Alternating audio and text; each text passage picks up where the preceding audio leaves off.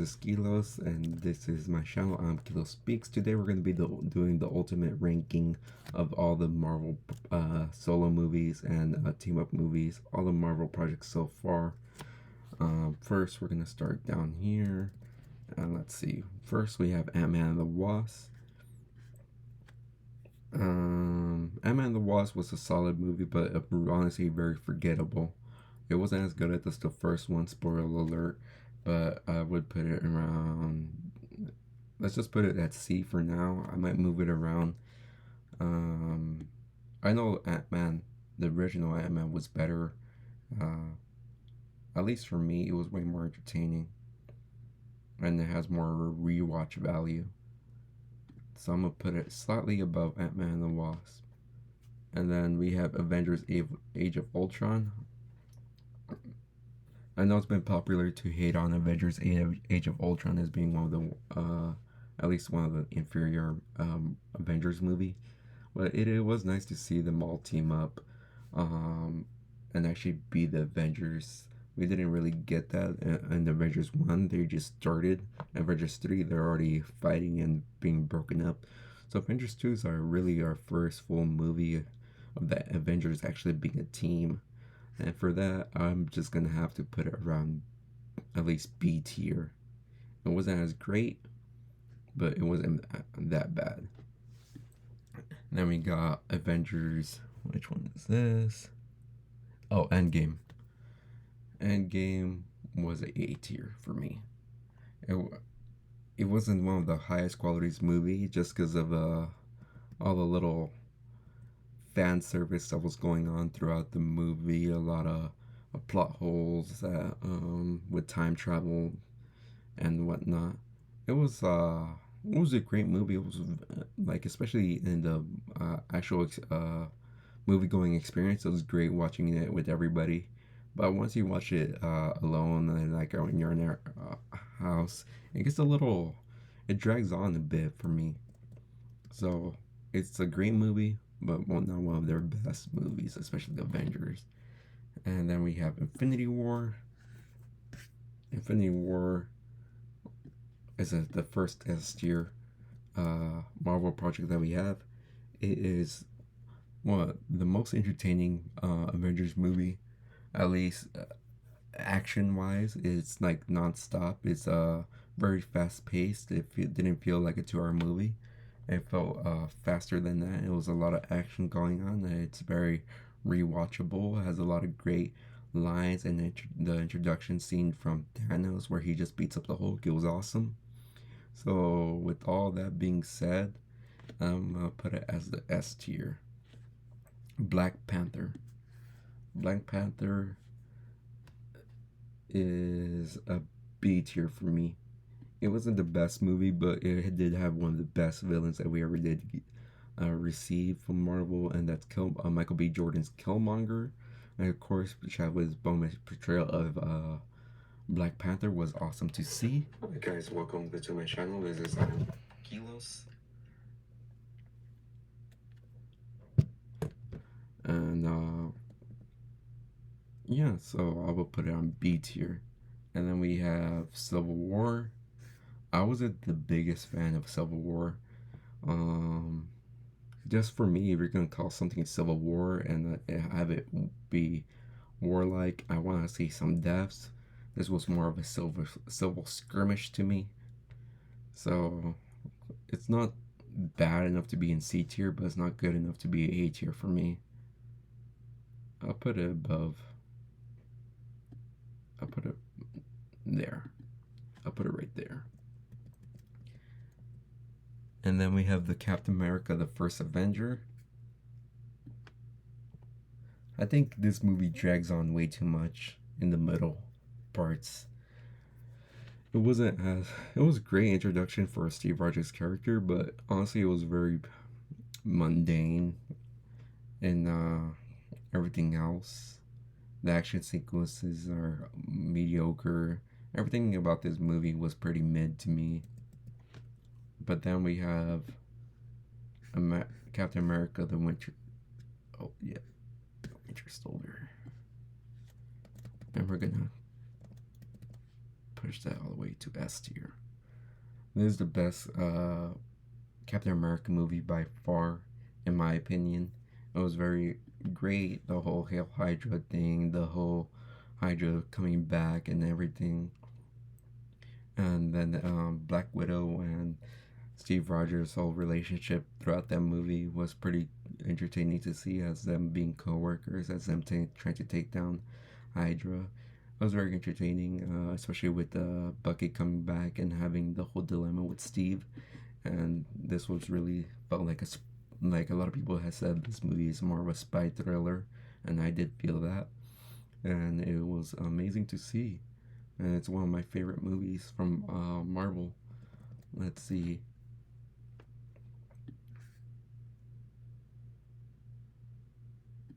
Yeah, it was. It wasn't horrible. It just was very, very, very, very, very forgettable. They tried to make Carol too much like a Mary Sue type character. Everything works out for her. She's great at everything. She's super powered, which is not bad. It's just that she's way too super powered and way too powerful. It's kind of like the Superman problem, where he's like, "Come on, what's the? How can he actually get defeated, or how am I supposed to feel any tension from this if they're that powerful and that amazing?"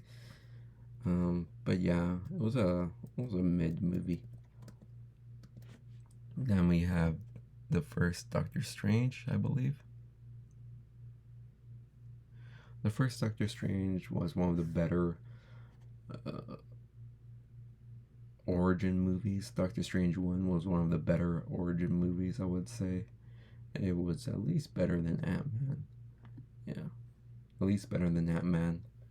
Um, the whole sequence of him learning the magic, him meeting the ancient one, it was good to see. It was visually entertaining. It was, with magic, you can't really go wrong with like doing all these magics, and they really didn't have much of explanation on any magic rules. So they had a lot of ability to play around with all the magic. But it was a very solid solo movie for me. And then we have Guardians of the Galaxy. I believe that's the second one. I'm not gonna say anything, but it's a little bit. Yeah, right here. It was a good movie. It was entertaining. I did like the Kurt Russell's ego, and him having his daddy come back, and just having to deal with him knowing that he's part celestial, and his whole family dynamic is kind of fucked up. And when he found out that his dad basically killed his mom, it was very emotional for me. It was a very solid movie, but it's not better than the original. I would put Guardians of the Galaxy at A tier. The first one, it was very entertaining. When I first saw this movie, it was one of the most entertaining movies I saw in theater, especially that year that it came out. It was just a very good time. It was very rewatchable. The rewatchability on that movie is insane. It's entertaining. I went to see it like 2 or 3 times in theaters. But yeah, it was a very good movie. And then we have, what is this, Iron Man 2? Yeah, Iron Man 2. There we go. That was completely forgettable. It was mostly due because the first Iron Man did so great that they didn't immediately follow it up with a sequel. But this sequel just felt underwhelming. Did, does anybody even remember the name? Not of the actor, but of the actual villain in this movie, because I honestly forgot. I know he has he has those whips and whatnot, but honestly I forget his motivation. It was honestly one of the more forgettable movies. Iron Man 3.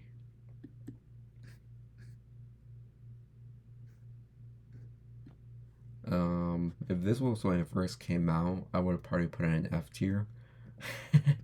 just because I didn't like how what they did with that Mandalorian and how not the Mandalorian. I'm sorry, the Mandarin, and how they did that.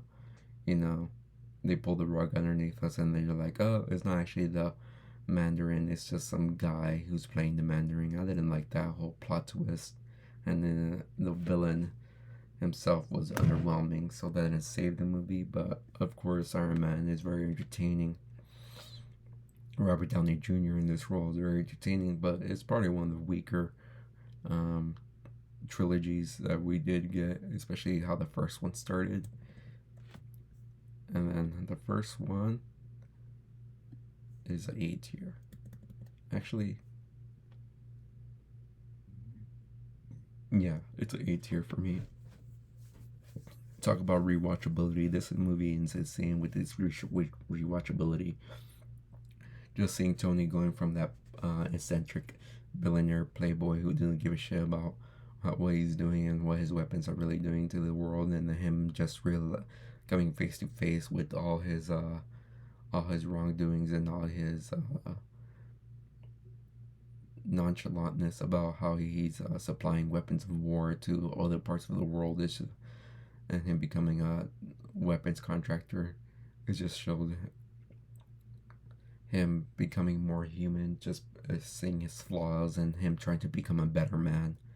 And it was just very stunning. If you guys see the CGI on that first Iron Man suit, it still really holds up to today. It's very, very good, especially for its time. It's a A-tier movie for me. And then we have the Spider-Man Far From Home. This is the one with Mysterio. I would put that in a solid 8. No, yeah, around here. B tier. It was great, but it just felt like it's just too much with them trying to make Peter into like a Iron Man Jr. and his whole relationship with Iron Man. And then, this is shortly after, I believe, Tony died. And he was given the glasses and where he could control all those things. And then he just gave it to Mysterio, the guy he just met, instead of one of the other Avengers. I mean, he's just a high schooler. He makes mistakes, but it was just it was a solid movie. It was a good movie. And then we have Spider-Man Homecoming. I think the original Homecoming was actually, yeah, an A-tier movie.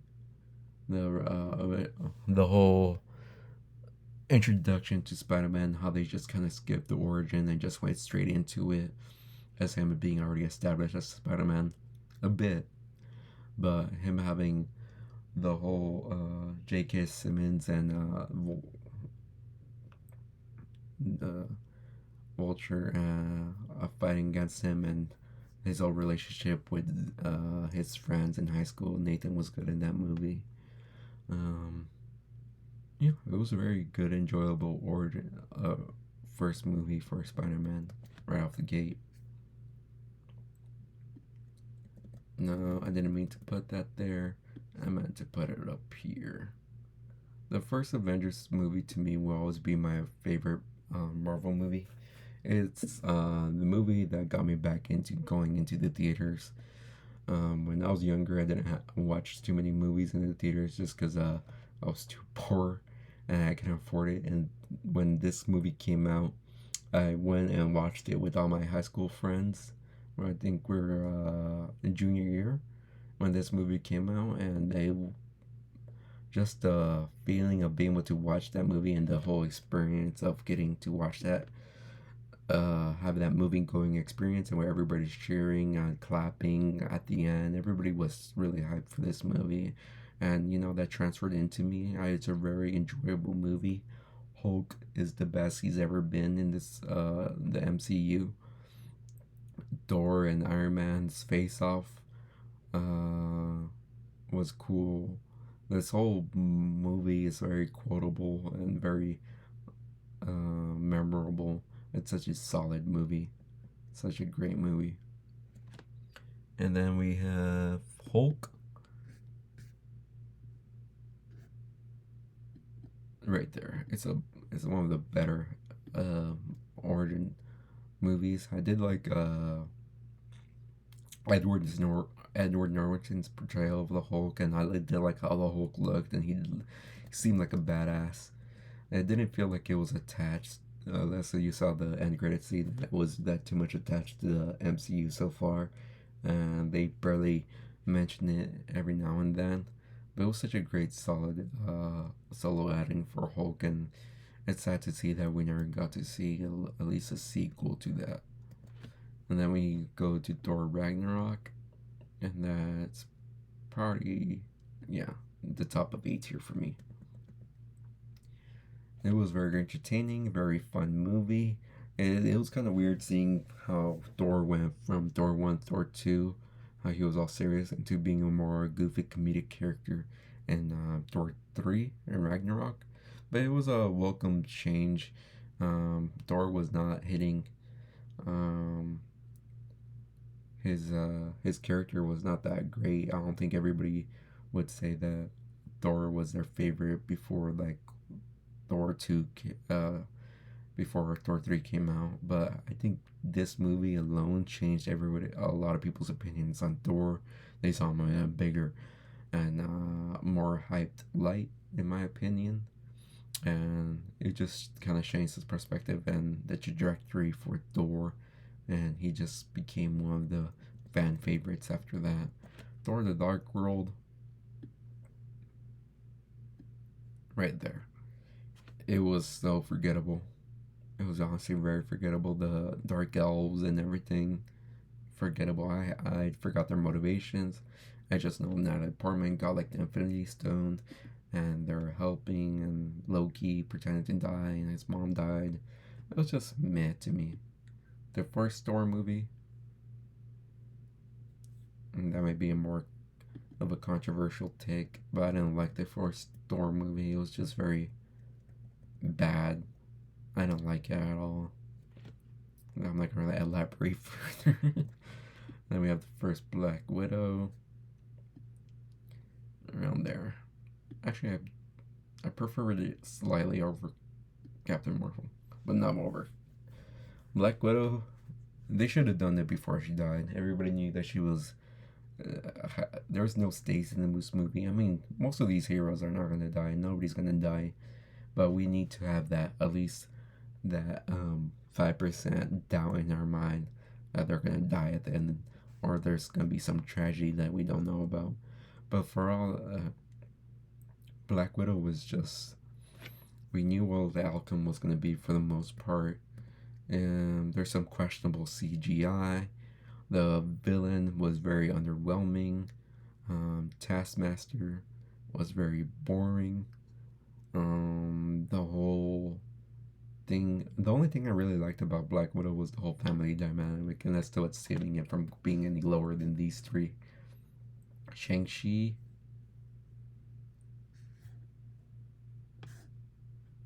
I'll put it right here. For its first outing, Shang-Chi, it was a pretty solid movie. Again, the family dynamics. I'm a sucker for family dynamics, especially with the father and the son. I really liked that part of it, and the whole Aquafina's character was very hilarious. The only thing I really didn't like was actually his powers. I thought the 10 rings were kind of underwhelming. It was like supposedly like he makes them this badass, but it was just like meh. I was like meh. It was alright. And then the whole dragon fight was unnecessary and it just became too much. I wish they stuck more with the martial arts. But yeah, Shang-Chi, pretty solid B tier movie. Eternals.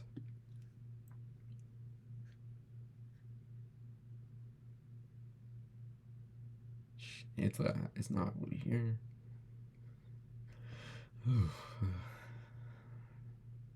Right here? Think I liked it slightly better. No. No, I like Black Widow a bit more. Eternals was an interesting Marvel project. It was didn't feel like a Marvel project, which is good and bad. The good parts about it was that they felt more relatable as characters, but they were made some a lot of dumb decisions throughout the movie, just making the one character who's super smart be responsible basically for all humans, the humans' advancements. He even made the atomic bomb when he regretted it. It was like, come on.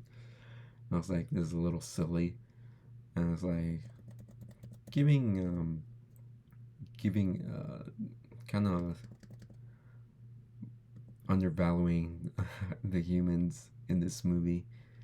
And honestly, there were just way too many characters. There's like, what, 8 of them? I think this movie would have been better served as a Disney Plus original where we could get to see them more interact with one another and see them developed as characters.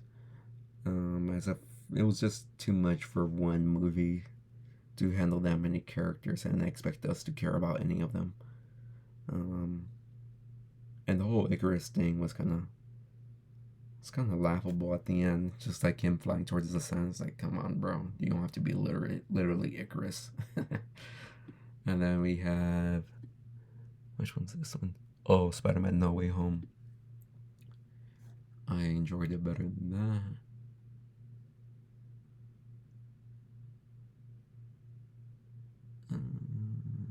Right here. I thought it was a great movie. I enjoyed seeing all the other Andrew Garfield coming back, Toby coming back. It was good. I wish they had a little bit more, especially Toby. He didn't really seem like he had that much lines, but it was very good nonetheless. Seeing Tom Holland have his own trilogy and seemingly where they left it off, setting him up for another trilogy in the future. It was just good. It was just a little silly with the whole spell thing about how everybody forgets him. It just seems like unnecessary plot convenience, but it's fine. It was still a great movie. And then we have Doctor Strange, Multiverse of Madness.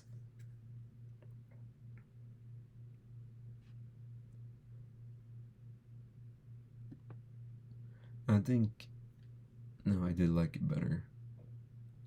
I'll be lying if I didn't like it that better than Civil War. No, honestly, the best thing about this movie is Wanda, in my opinion. If you guys didn't watch WandaVision, this movie can be a little jarring. How Wanda just turns into a villain that fast. But if you guys watch WandaVision and you see that her the pain she goes through, the little grieving that she goes through, and you will understand more of this movie. My least favorite part about it was actually Doctor Strange himself. I mean, he wasn't that bad in his own movie, but he could have been better. He could have. It's just the magic in itself in this movie was just not hitting. It just felt very limited. It didn't feel like he was a sorcerer supreme. It just felt like he was a sorcerer. You know what I mean? I felt like he was very limited in the abilities that he could do. Maybe his lack of creativity, but um, at least in Doctor Strange parts, Wanda's powers and utility of magic was amazing. Yeah, I think if it wasn't for Wanda and the Scarlet Witch being the villain, I think I would have put this movie at least in the D tier. Especially Sam Raimi did bring his own little flair to it, but it was very jarring sometimes. It was like, ugh, what am I watching? Especially those end credit scenes. God damn, those were awful. And then we have the newest Thor movie. It was good, not great. It's a lot of these movies, Marvel movies are like around the B tier for me, where they're good but they're not great. Did I enjoy this more than Multiverse of Madness? I'll put it right here. I enjoyed it, didn't love it. I think the subject matter and the comedic aspect were kind of jarring, with Jane dying and then them constantly just making jokes and Thor becoming more of a goofball wasn't sitting that great with me, but it was still a good movie, enjoyable. Christian Bale felt like he was underutilized. If you're gonna have Christian Bale, fucking use him. But other than that, it was a good movie. But and then there's my list. We have 3 in S tier, 6 in A tier, 10 in B tier, 3 in C tier, 4 in D tier, 2 in E tier, and 1 in F tier. And that's my list, guys. Let me know where you guys' own lists are. If you guys think there should be any changes on how you guys will rearrange your own list, comment down below. Let me know. This is Kilos, and this channel is I'm Kilo Speaks. If you guys like this content, please like, comment, and subscribe, and I'll be sure to make some more videos for you guys. Thank you so much for watching. Have a good day.